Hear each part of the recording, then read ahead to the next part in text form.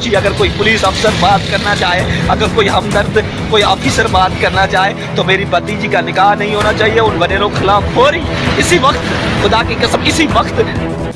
8 سال سے وڈیروں کے ظلم کے ستائے نوجوان غلام رسول بھٹو کی سن لی گئی۔ صوبائی ہوم منسٹر سندھ نے وڈیروں کے جرگے کا نوٹس لے لیا۔ ڈی آئی جی سکھر جاوید جسکانی کا ملزمان کے خلاف کارروائی کا حکم۔ جرگہ میں ملوث 2 ملزمان گرفتار، مقدمہ اباڑو تھانے میں درج کر لیا گیا۔ 2014 میں پسند کی شادی کرنے والا جوڑا غلام رسول بھٹو اور زرینہ بھٹو نے پسند کی شادی کی تھی۔ اسی شادی کی رنجش پر نوجوان کے بھائی کو بھی قتل کر دیا گیا تھا۔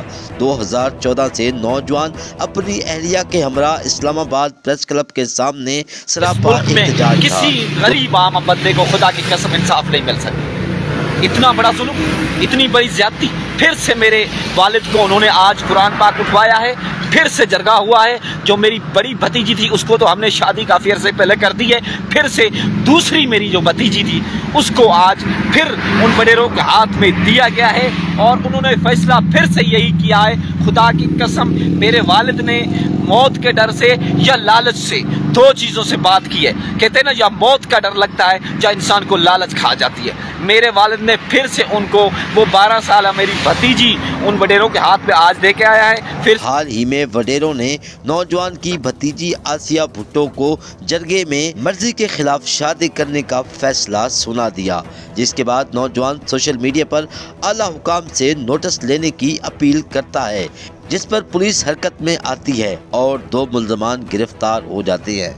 جی اگر کوئی پولیس افسر بات کرنا چاہے، اگر کوئی ہمدرد کوئی آفیسر بات کرنا چاہے تو میری بھتیجی کا نکاح نہیں ہونا چاہیے ان وڈیروں کے خلاف فوری، اسی وقت، خدا کی قسم اسی وقت کارروائی ہونی چاہیے۔ اگر نہیں ہوئی کارروائی تو اگر مجھے ایس ایس پی گھوٹکی کی طرف سے کال نہیں آئی تو خدا کی قسم صبح سپریم کورٹ کے اب سامنے جائیں گے۔ میں آپ کو بات بتاؤں، یا مر جائیں گے وہاں یا ان سپریم کورٹ کے ججوں کو میں یاد دلاؤں گا کہ یہاں یہ قانون ہے، یہ انصاف ہے۔